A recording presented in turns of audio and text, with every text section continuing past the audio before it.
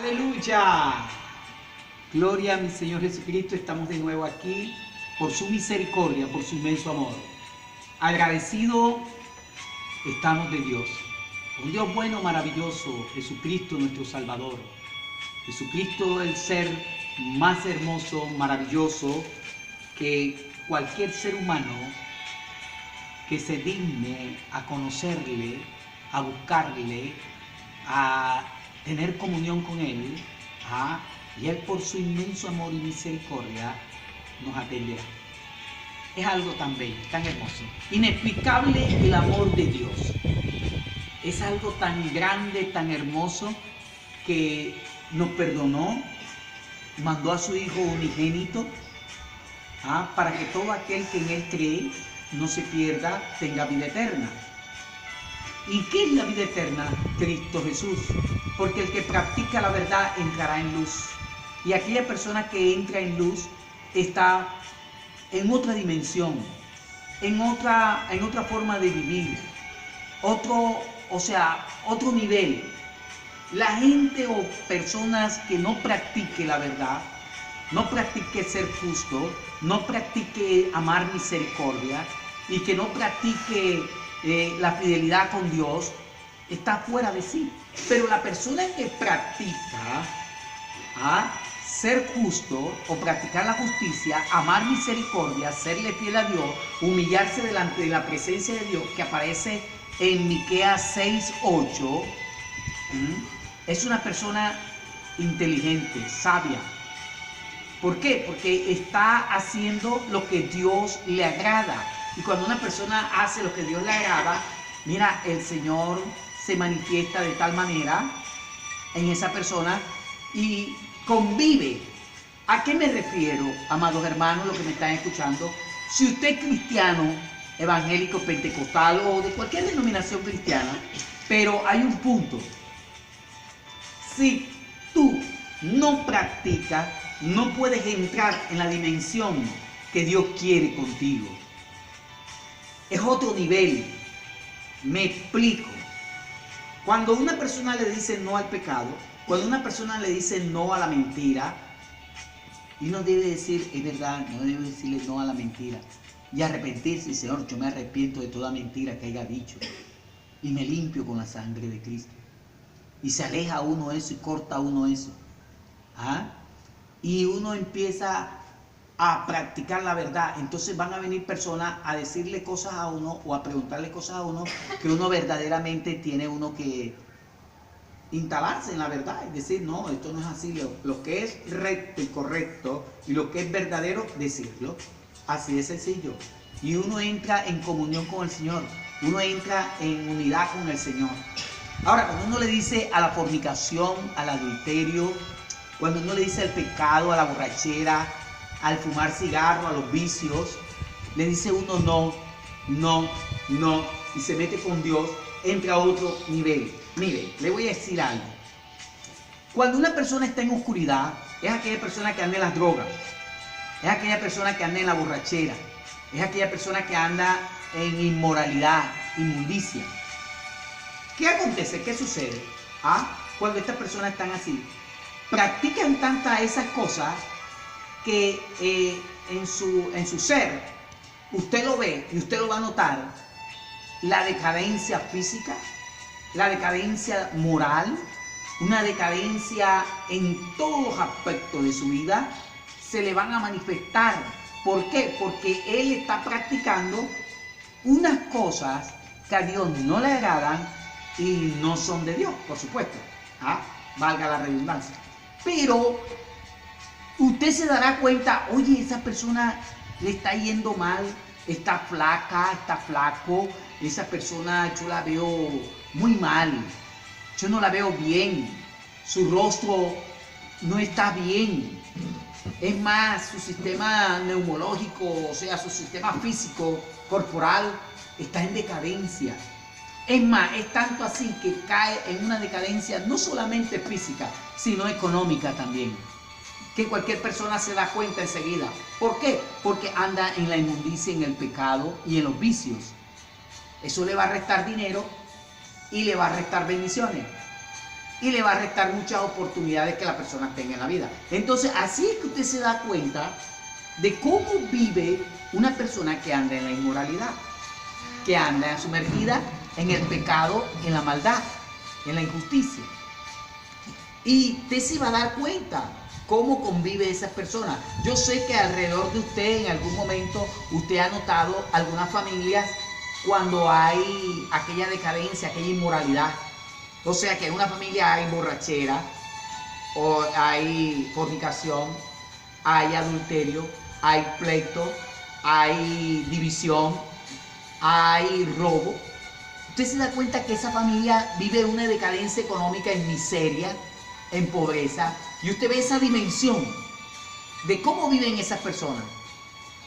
Y eso se nota, ese es el mundo espiritual. En el mundo espiritual negativo, maligno, malo, usted va a notar esas personas cómo viven.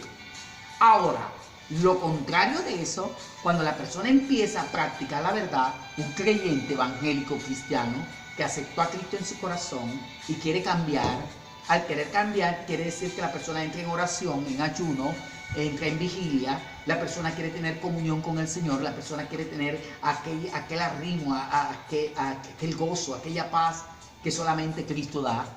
Entonces la persona empieza a hacer lo recto, empieza a hacer lo correcto.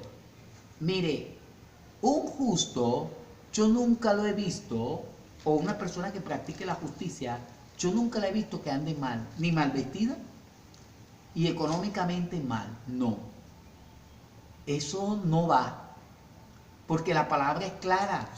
Los justos son los bendecidos, porque un justo es un bendecido. Dios le bendice. Eso funciona así, eso no funciona de otra manera. Eso lo dice claramente la Biblia. Dice que aquella persona que practica la verdad, practica lo bueno, practica, o sea, el obedecer a Dios, practica predicar la palabra, practica enseñarle a su esposa o a sus hijos un momento de profundidad con el Señor en oración, en alabanza, en adoración, en un momento determinado en familia, unido, o haciendo un altar familiar, que yo sé que usted me está entendiendo lo que le estoy diciendo. Esto es para los evangélicos, los cristianos. Entonces resulta de que la persona viene y entra en aquella comunión con el Señor, porque el Señor es en ese momento, en esa área o en esa dimensión, es que tú lo vas a sentir a Él. Ahí es donde te vas a dar cuenta que Jesucristo es real, es verdadero, Él existe y es lo bueno, lo máximo. Entonces es ahí donde lo tienes que buscar.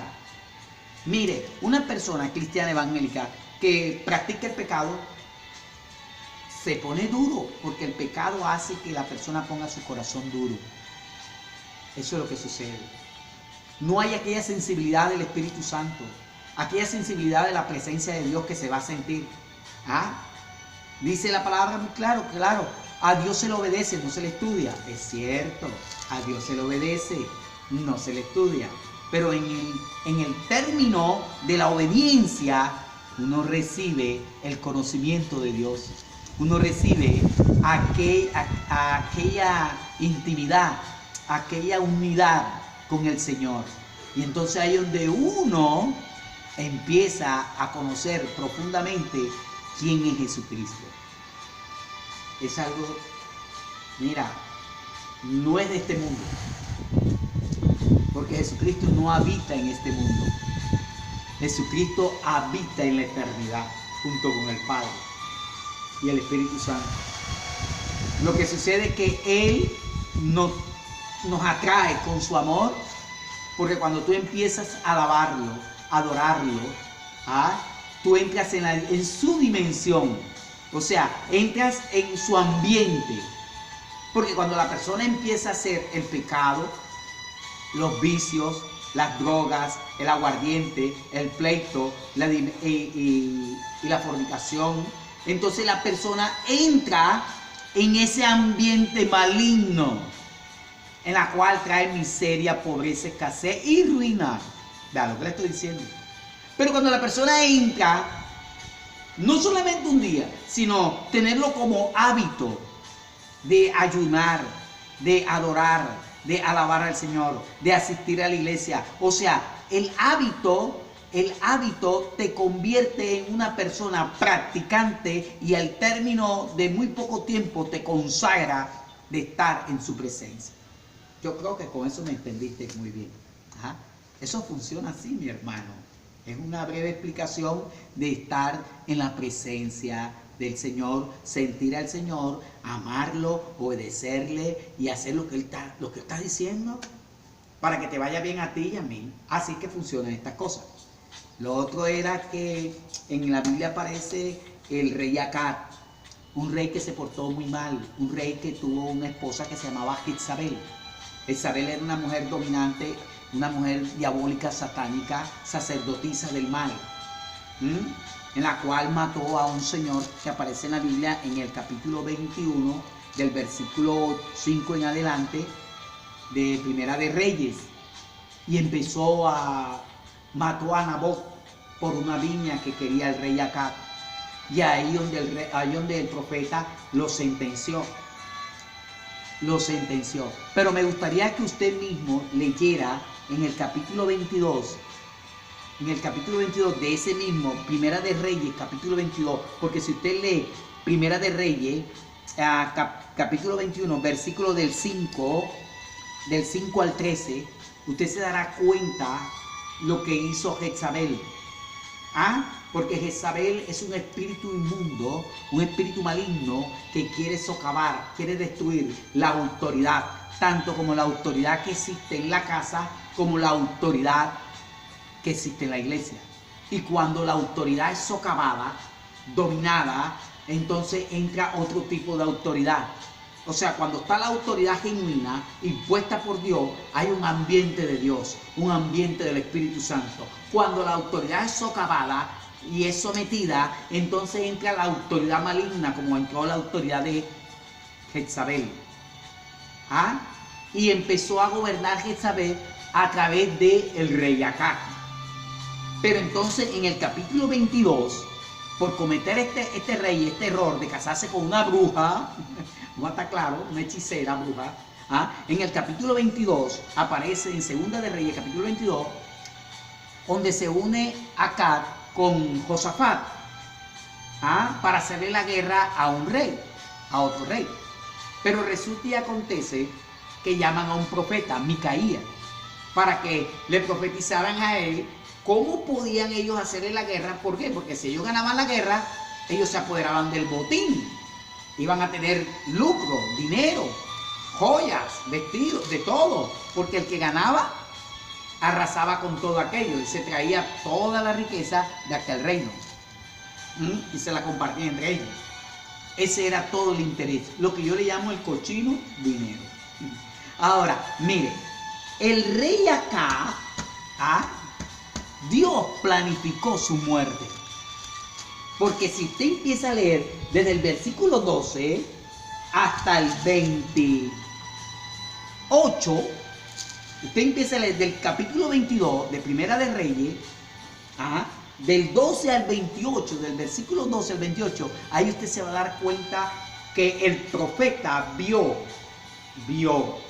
sentado al Dios Todopoderoso, al Eterno.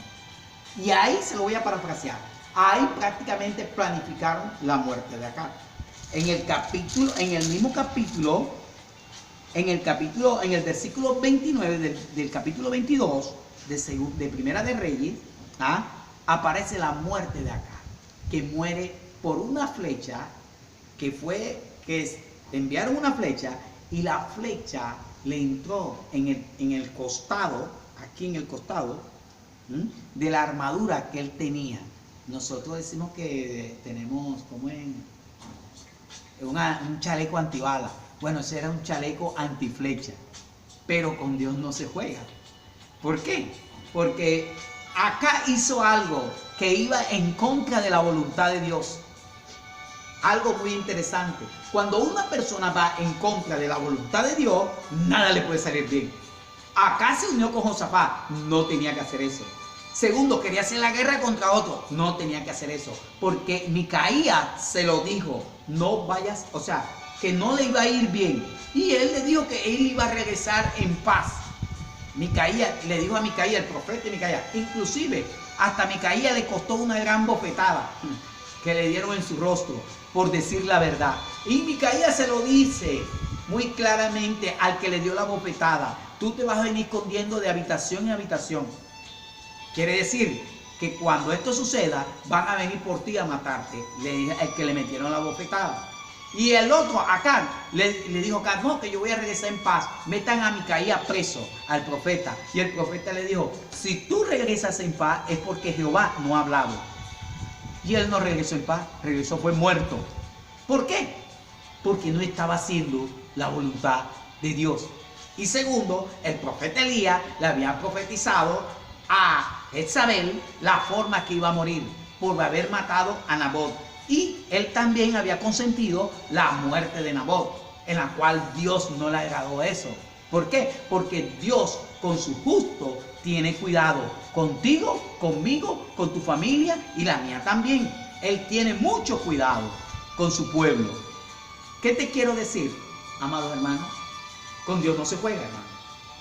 Usted se lee estos capítulos y usted se da cuenta: oye, Dios está planificando la muerte de un rey. Claro que sí, porque este rey se había portado mal. Este rey había hecho cosas indebidas. Además, se había casado ni siquiera con una israelita, sino con una bruja. Y la sentencia fue clara. A Jezabel la tiró el rey Jehú de un balcón, y como lo profetizó el profeta Elías, que los perros lamerán su sangre, es más, se la comieron. Lo único que le dieron fueron los pies y las manos. El rey Jehú, que Dios le había dado poder para acabar con esta mujer, sacerdotisa, bruja, hechicera, le había dado poder, y el espíritu de Jezabel ha quedado rondando por toda, hasta el sol de ahora, por las iglesias, por los hogares, a ver si usted le da entrada. Usted no le puede dar entrada a ese espíritu. Usted tiene que reprender ese espíritu de Jezabel. Ese espíritu de Jezabel, el objetivo principal es apoderarse de la autoridad, y segundo, tratar de destruir la iglesia. Segundo, o también apoderarse de la autoridad de la casa, de un hogar, de un matrimonio, quitarle la autoridad al esposo para después tumbar y destruir el hogar. Eso sucede también, o si no es la esposa o algún hijo o una hija que quiere tomar control en el hogar. Entonces, ¿qué es la enseñanza? Para finalizar, mire, lo que acontece es que Dios está diciendo que hagamos su voluntad. Segundo, que tengamos mucho cuidado de no dejarnos quitar la autoridad. Si a usted Dios le dio una autoridad delegada como ministro de la iglesia, tenemos que cuidarnos tú y yo de ese espíritu de Jezabel. Ahora, si nosotros somos autoridades en la casa como esposo, también tenemos que tener cuidado en no dejar que nos socaven o nos quiten la autoridad en la casa. Porque al quitarnos la autoridad, a socavar, acabar con la autoridad, ¿qué sucede? Automáticamente entran todos los demonios en esa área y van a querer destruir la casa o los ministerios. Y eso es lo que se ha propagado aquí en esta nación. Las autoridades la han socavado, han destruido y han entrado por muchos ámbitos. Han usurpado autoridades y han hecho desastres. Y es por eso que esta nación se ha vuelto, tumultuosamente, como quería decirle, y muy feo aquí en esta nación, en Venezuela. Se ha vuelto muy horrible. Y bueno, tenemos que seguir adelante orando, echando ese espíritu de Jezabel. Nosotros no nos metemos en política, vamos a estar claros. Pero le estoy enseñando cuáles son las proporciones, cómo actúa este espíritu inmundo. Él actúa en sistemas gubernamentales, políticos, en iglesias, ministeriales o simplemente en casas, o sea, en matrimonios. Esto va de mayor a menor y de mayor a menor y de menor a mayor. Es algo así de sencillo. Entonces, para poder mantenernos en guerra contra ese espíritu de Jezabel, echándolo fuera, tenemos que buscar la presencia de Dios y usar la autoridad que Dios te dio a ti y a mí. Por ejemplo, el manto de Jehú, que fue el que le dio, él fue ungido para echar fuera ese espíritu. Usted y yo podemos echarlo fuera cuando se manifiesta ese espíritu inmundo. Ese espíritu inmundo tiene unas claves que uno los puede identificar. Será ya en otra ocasión que le pueda enseñar y decirle cuáles son las claves que este espíritu inmundo, cómo se mueve para penetrar. Pero nunca podrá contra los verdaderos hijos de Dios. Te damos las gracias, Padre eterno, y toda la gloria es de mi Señor Jesucristo. Mantente y ejerce la autoridad. Ejerce la autoridad. En el nombre de Jesús, estás bendecido, estás bendecida.